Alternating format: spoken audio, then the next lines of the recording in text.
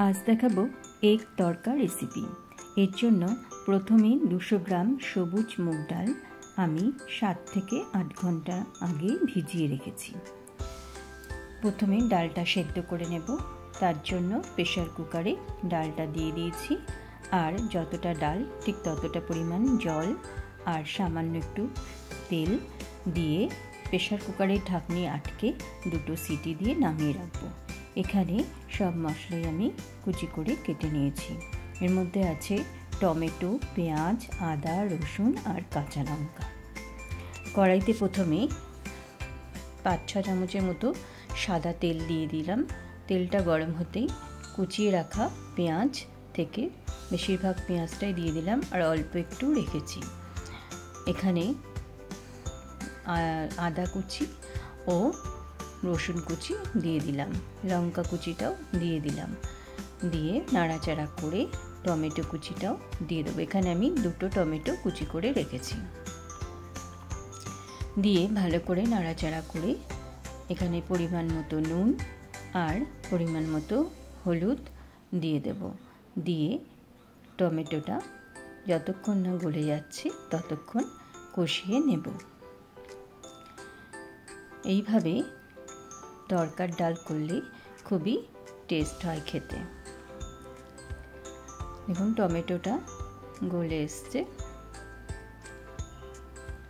এবারে আমি কিছু গুঁড়ো মশলা এখানে অ্যাড করব। এখানে ছোট 1 চামচ ঝাল লঙ্কার গুঁড়ো আর ছোট 1 চামচ জিরে গুঁড়ো দিলাম। দিয়ে ভালো করে মিশিয়ে নিলাম। এবারে এখানে ছোট 1 চামচ তরকার মশলা দেব। এটা দিলে তরকার টেস্টটা খুবই ভালো হয়। যদি এই মশলাটা না থাকে তাহলে আপনারা এখানে একটু গরম মশলার গুঁড়োও দিতে পারেন।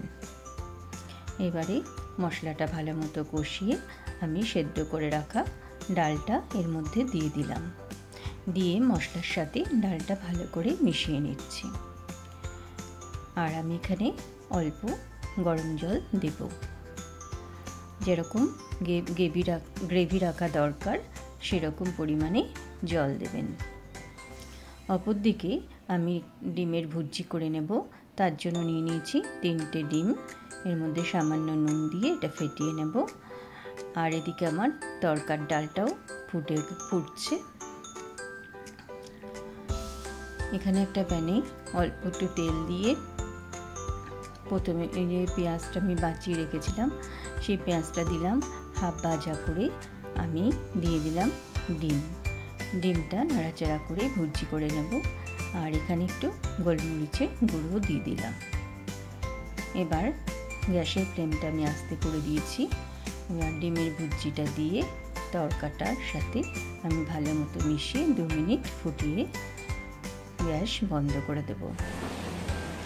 হয়ে গেছে আমার এগ তড়কা। এটা রুটি, লুচি, নান সবার সাথেই খুব ভালো লাগবে খেতে।